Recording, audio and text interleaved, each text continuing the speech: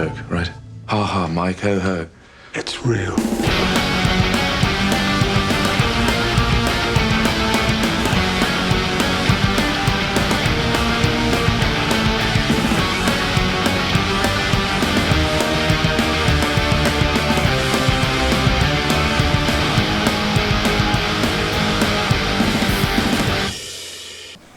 Halo guys, kembali lagi bersama saya Agus dan Bro Yana di Kolom Sinema.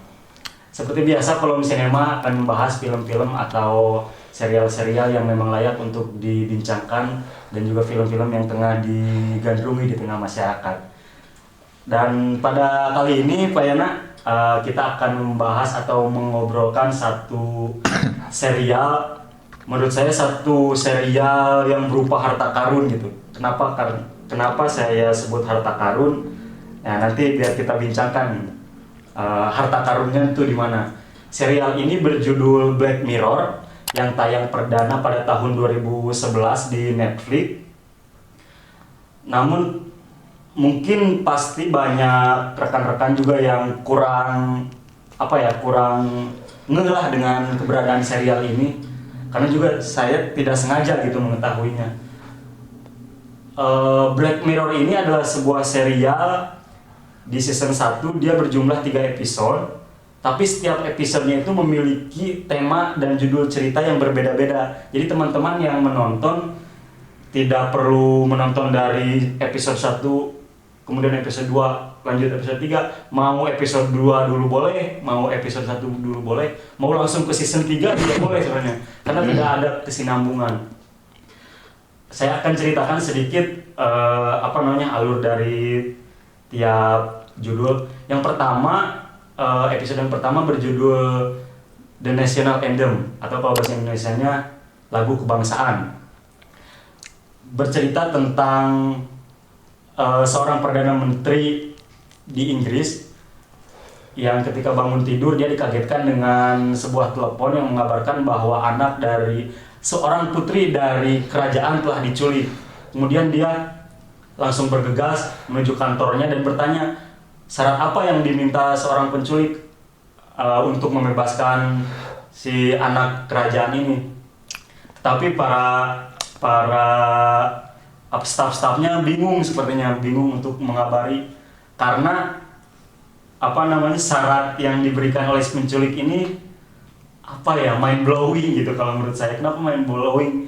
Sekarang teman-teman bayangkan saja, misalnya ada seorang perdana menteri di sebuah negara, kemudian ada satu orang anak raja diculik, dan permintaan penculiknya itu sangat aneh, meminta si perdana menteri untuk bahasanya ngewe lah, untuk ngewe seorang untuk ngewe babi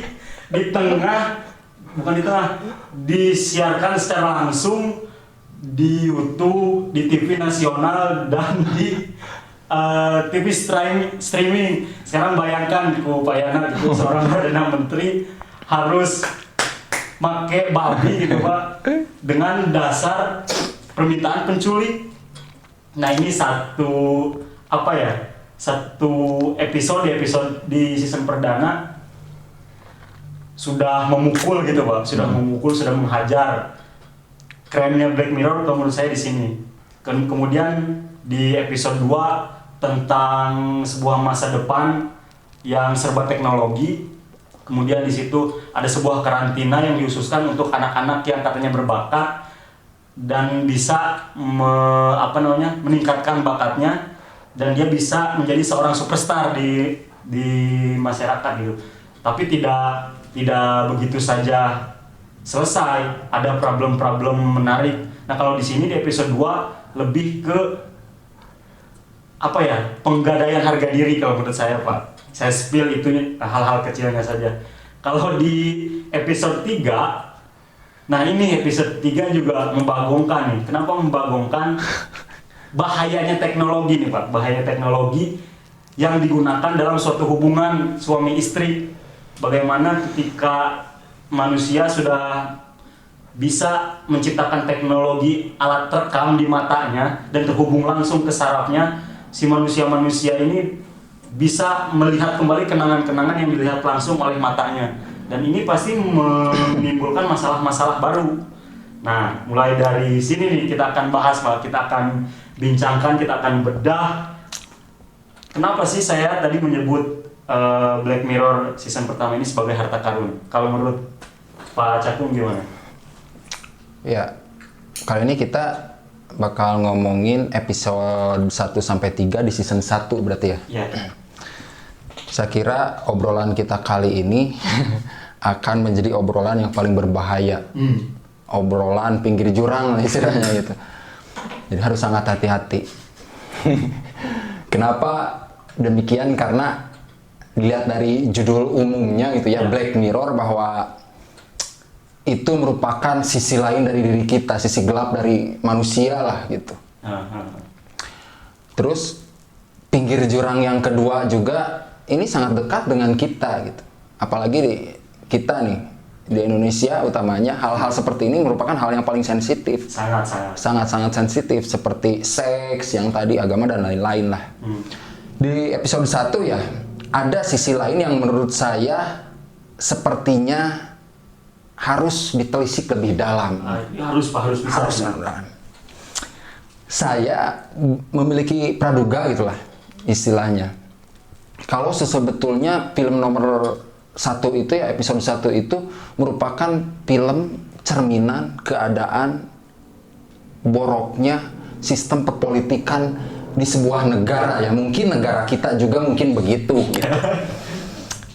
Saya punya pendapat begitu ya karena ada beberapa indikasi tuh. Ini kan penculikan ya. Awalnya itu pemanti konfliknya penculikan, kemudian meminta Perdana Menteri untuk menuncele gitu ya, babi gitu. Tapi ada kata-kata yang menyiratkan kalau si proses penculikan dan syarat untuk menuncele babi itu merupakan sebuah konspirasi terselubung gitu. Jadi itu sebetulnya mereka sendiri yang bikin, terutama nih tim suksesnya untuk menaikkan sebenarnya elektabilitas si Perdana Menteri itu. Ya, yang pertama tuh, ketika si Perdana Menteri itu menonton video tuntutan itu, kemudian ada salah satu bawahannya itu yang kakek-kakek itu, siapa namanya? Nggak tahu lah. Lupa saya juga. Dia mengatakan video ini bukan rekayasa loh, 100% penculikan itu real, katanya. Si Putri Susanah itu diculik ketika dia pulang dari pesta apalah gitu. Nah, jawaban itu muncul tanpa dilatar belakangi oleh sebuah pertanyaan gitu. Artinya kalau dalam ilmu psikologi itu ada tuh istilahnya Denial system gitu ya, Denial mechanism kalau tidak salah. Jadi seseorang akan cenderung membela diri dengan menjawab sebetulnya yang tidak ditanyakan gitu. Jadi membuat benteng pertahanan. Membuat pertahanan gitu. Jadi misalnya, asa bau kentut? Tidak, aku mah tidak kentut, padahal lu nanya gitu. Apa kamu kentut? Nah, itulah sistem psikologi. Jadi itulah kisi-kisi yang pertama tuh. Gitu. Yang kedua itu para pengawal itu dikatakan tidak dibunuh. Ya kan? Tapi dibius dengan dosis yang tinggi dari jarak dekat. Saya kira untuk mengawal seorang putri, itu pengawalnya bukan pengawal sembarangan loh. Benar. Apalagi ini seorang putri raja loh, Pak. Putri raja. Jadi ketika hanya dibius dari jarak dekat, itu clue-nya tuh. Mana bisa ada yang dibius dari jarak dekat untuk mendekati putri itu kan gitu. Sebelum dekat juga pasti udah di-uppercut duluan. Di-uppercut duluan gitu. Nah itu ya. Nah itu ya, jadi indikasi saya itu ya begitu. Terus yang ketiga tuh.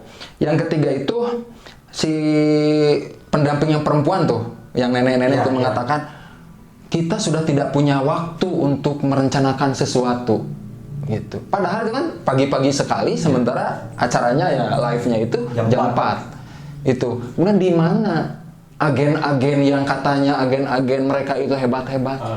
Apalagi kan diceritakan negara ini Inggris ya Pak ya? Disebut saja Inggris dengan kekuatan intelijennya kan yang tinggi. Besar ya Pak ya? Besar.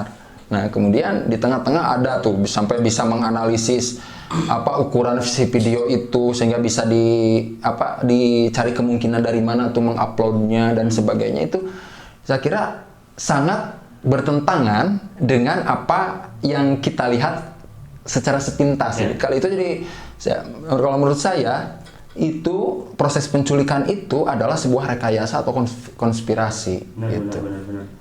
Dan kalau saya nih Pak ya, melihatnya benar kata Pak Yana tadi, penculikan itu hanya premis awalnya lah, pemicu konfliknya, tapi yang harus kita cermati benar-benar di episode pertama ini, bagaimana sebuah propaganda besar dimainkan justru oleh orang-orang internal sendiri kalau menurut saya Pak. Iya begitulah, makanya saya katakan pinggir jurang karena di negara kita nih sangat sensitif dengan hal itu. Politik-politik yang cenderung digunakan di negara kita ya, politik identitas, gitu ya, atau politik ya kesukuan, keagamaan lah. Agama dipakai untuk menghujat seseorang, etnis dipakai untuk menghujat seseorang, dan kalau politik yang digunakan dalam film itu apa kalau saya meritorious politik. Naon deui Pak eta Pak. Maaf kalau saya salah nyebutnya. Meritorious politik itu jadi seolah-olah si tokoh itu menjadi korban gitu. Seolah-olah menjadi korban atau seolah-olah dia memiliki jasa yang sangat besar.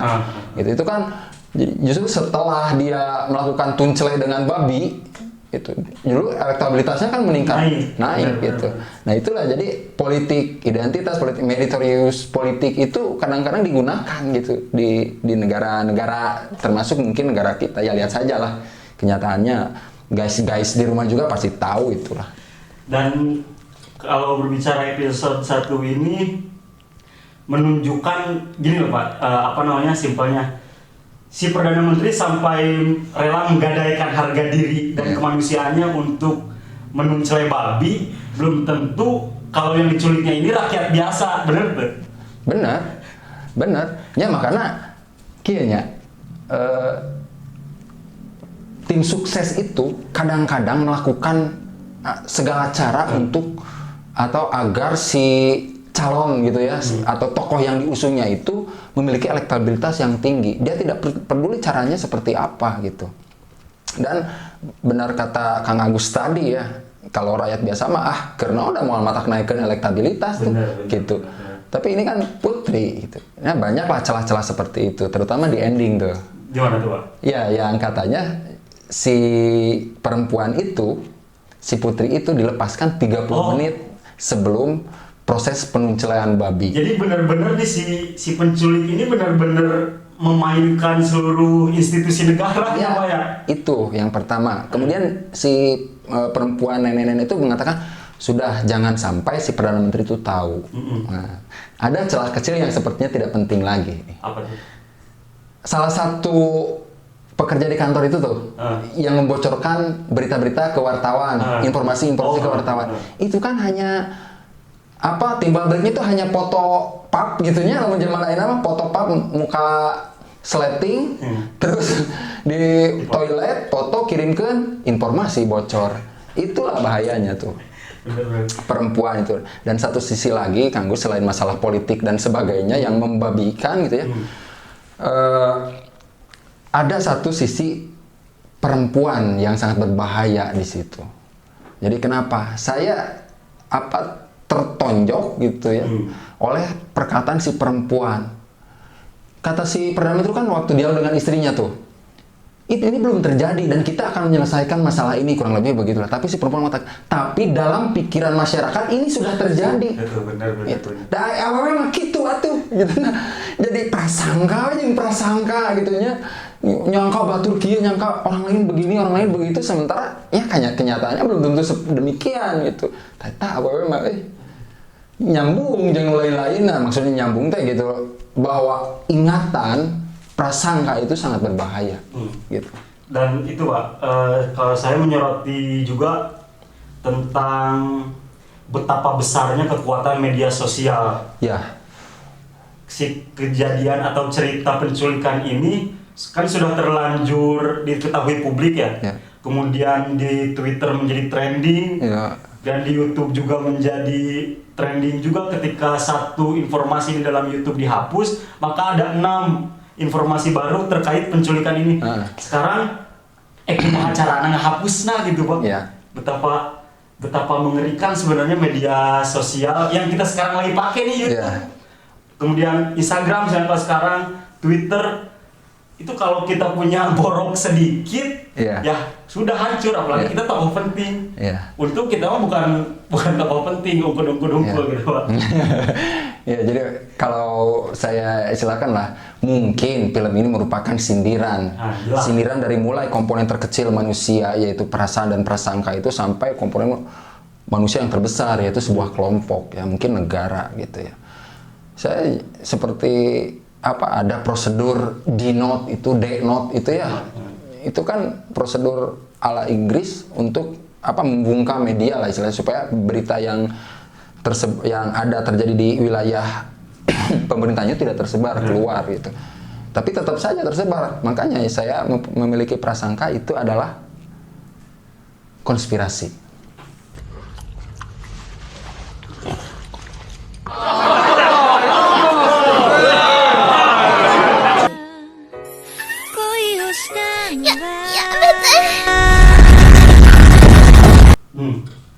Nah itu tentang episode 1 Pak. Selebihnya seperti biasa kita serahkan lagi ke penonton untuk nanti nonton secara langsung. Ya, urusan rumah tangga mah diserahkan kepada guys di rumah. Karena ujungnya rumah tangga itu.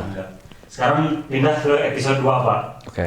Si tentang gambaran dunia yang sudah serba teknologi, kemudian ada sebuah karantina yang berisi pemuda-pemudi dengan tujuan untuk meningkatkan kemampuannya dan berharap menjadi superstar.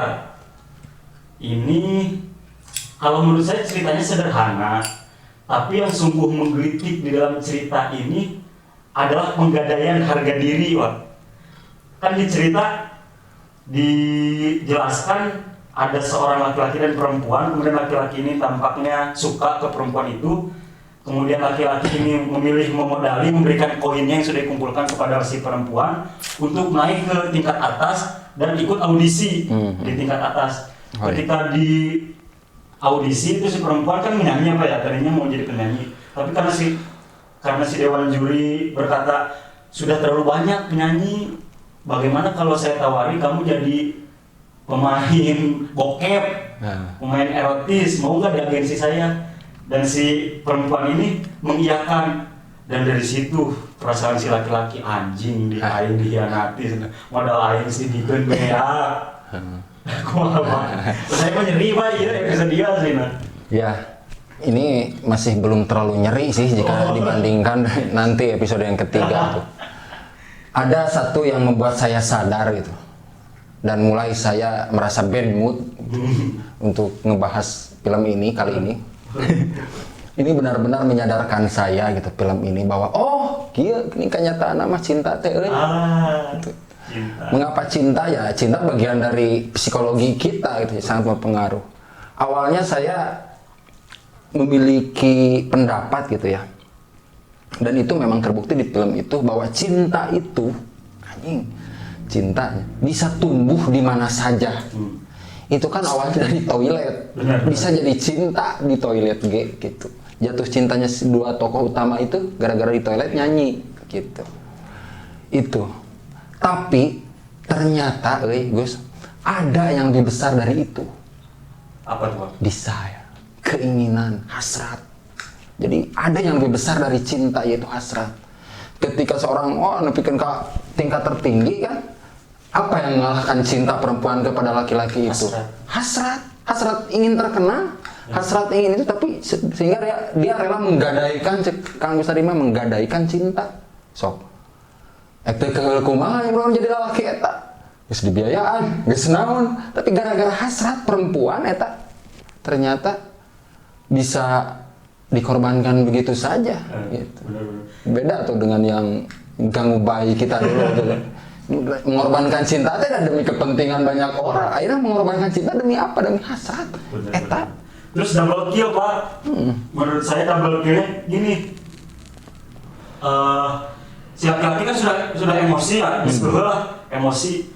Aing pokoknya akan menghancurkan si karantina ini. Dia mengumpulkan dari poin sampai 15 juta poin, kemudian ikut audisi. Terus di depan para juri si laki-laki ini ngacacang kan, ngacacang sambil bunuh diri. Niatnya mau bunuh diri asli ya tapi sebenarnya. Niat si laki-laki ini bunuh diri asli depan juri untuk menghancurkan si acara ini gitu. Tapi lagi-lagi tawaran dari juri, orang sengaja pernah melihat acting sebagus kamu, terlihat natural actingnya gimana kalau kamu jadi semacam motivator katanya di agensi saya, bersedia tuh. Dan lagi-lagi harga diri digadaikan habis. Dan saya bunuh diri dan orang mah era gitu makanya bisa bunuh diri. Akhirnya justru baik dan dia akhirnya jadi motivator di agensi si juri. Benar itu. Jadi sebetulnya ya lalaki jeung awe oge sarua wae dina palebah disair nama, dina sabah hasrat nama gitunya. Benar. Jadi cinta rek lalaki rek awewe ku hasrat mah eleh. Sebenarnya mah eta kan gara-gara cinta ka awena nu dihianati terus manehna ingin menghancurkan acara itu dengan bunuh diri, tapi karena hasrat terdalam manehna namanya bahwa dia tuh ingin sama-sama terkenal, hidup nyaman gitu. Jadi narima deui wae karena program teh kan goblok eta. Lalaki jeung awewe sarua goblokna dina menghadapi hasrat mah susah. Kemudian nih, ada satu lagi. Cinta itu, Gus, seperti cahaya gitunya, namun kurang dilebay-lebay mah. Sedikit kita membuka celah, cahaya itu bisa masuk. Sedikit sebesar lubang jarum lah istilahnya. Gitu. Tapi bagaimana caranya agar celah itu terbuka? Dengan sedikit pujian. Si celah cinta teh bisa muka dengan sedikit pujian teh, gitu. Tinggal we, keimanan seorang bisa terbuka dengan godaan karena celah sedikit. Kunaon si awewe eta beut daek asup jadi artis erotis, dipuji tubuh kamu teh cantik. Dari awal masuk apa ya? Tubuh teh melehoy cenanya. Gitulah pokoknya mah terus wajah cantik, seksi, hot gitunya. Daek. Nu lalaki gara-gara naon daek pujian. Belum pernah melihat acting sebagus ini. Padahal bunuh diri. Jadi anjir, hati-hati dengan pujian teta. Untuk perempuan atau laki-laki sama aja. Nah, hati-hati dengan orang yang suka memuji. Pujian adalah racun. Nah, gitulah inti nama. Nah, episode 1 udah, episode 2 udah nih Pak. Sekarang nih the king episode 3. Anu apa ya? Kalau tadi mah episode 2 nyeri hati, anu mah pejen hati menurut saya mah. Ya, cik rada dijauhkeun barang pecah banget. Bisa mah ada kamera saya. Siap. Ngobrolkeun episode 3 ya. Episode 3 Pak. Menurut pandangan Pak Cakung. Ini adalah episode paling goblok sedunia sebagai seorang laki-laki ini. Kumaha nya Gus. Saya jadi emosi kieu. Perempuan selalu menyalahkan laki-laki dalam hal kecemburuan. Kamu mah posesif. Cemburu yang tak beralasan. Kamu gitu-gitu aja cemburu. Ya, lalaki mah ya, punya 1000 cara untuk cemburu dan mencari tahu. Dan perempuan punya 1.000.000.000 cara untuk bersembunyi. So, dalam untuk dikutik-tak mata tadi cari dengan sangat teliti itu melihat gambar sedikit demi sedikit ekspresi gaya bicara si perempuan gak mau akan nyawa. Benar. Rapi awalnya mah dina hal nyumputkeun sesuatu mah hampura aja netizen perempuan. Itu kita hanya merespon film tapi teu naon lah aya nu kasungguh aya. Kenyataan kitu nu karasa ku saya. Tujuan kita itu ya. Tujuan kitu. Ini Pak episode 3 itu apanya? Sebenarnya teknologinya kan teknologi yang kita butuhkan sehari-hari ini Pak. Yang apa bedanya dengan kamera di HP misalnya, kemudian kita sedikit cemburu misalnya dengan pasangan kita, misalnya pasangan kita teh potongan yang laki sejen gitu duaan. Scroll IG gitu. Scroll IG misalnya. Kan orang potongan ningali tah urang ini senyumnya teh asa beda kalau laki mah. Ya ulah gitu saya cemburu gitu kan. Kewakilan itu belum yuk. Iya, raulatnya jeung deh. Jadi ada pertanyaan dan apakah semua perempuan itu begitu? Orang jadi sieun euy ku awewe teh gitu tah. Bahwa itu hanya trik perempuan untuk menyembunyikan dosa-dosanya gitu.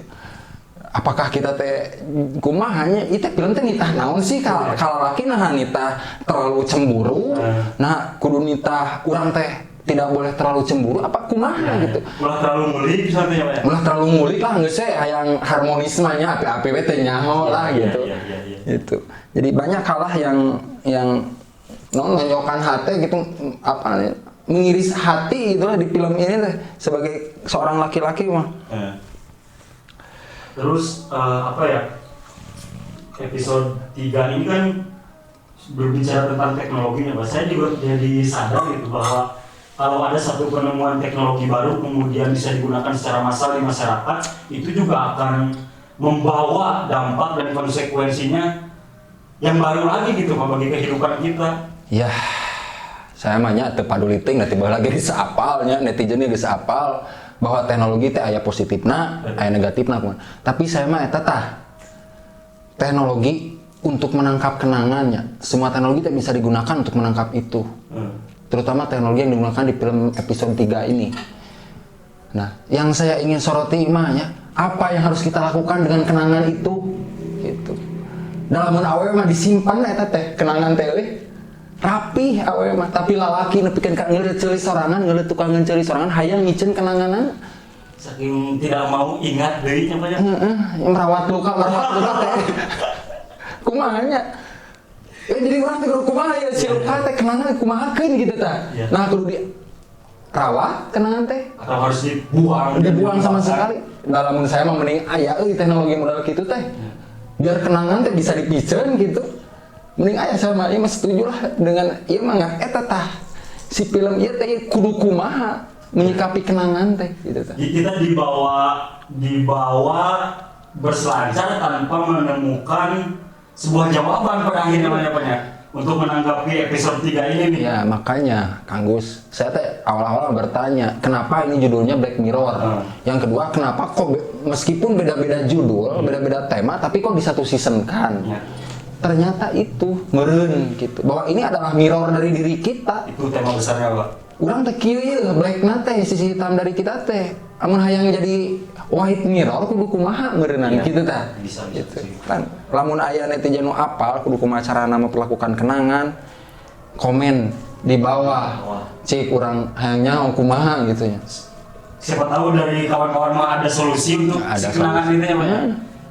Terus nah Pak ternyata si serial Black Mirror ini tidak hanya satu season Pak. Sampai sekarang tuh sudah ada 5 season. Jadi kalau nanti Pak Cakung berminat lagi gitu dan berkesempatan lagi, kita bisa bahas per seasonnya Pak. Karena saya baca semakin seasonnya itu, tiap-tiap seasonnya itu semakin apa ya, mengganggu lah tema-tema ceritanya. Dan ini pasti sangat menarik. Ada sesuatu yang ingin disampaikan, sesuatu hal yang besar gitu tentang kedalaman manusia sebenarnya. Ya kalau saya mah kumaha netizen, dan saya mah hoream rieu, hoream nyeri hate nonton film ieu teh sudah mah pusing nyeri hate, urang bingung kudu kumaha.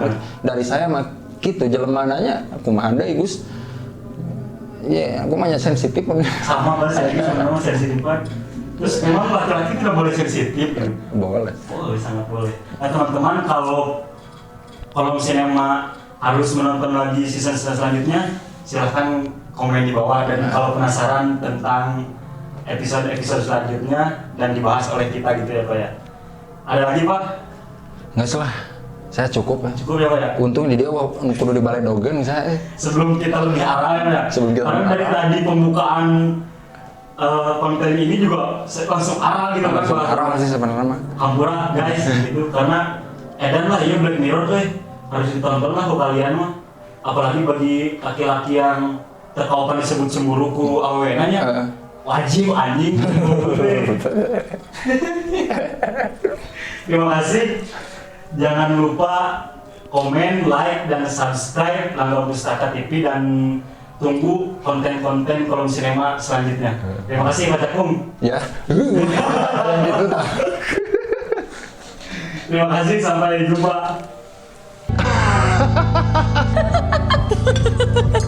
This is a joke, right? Ha ha, Mike, ho ho. It's real.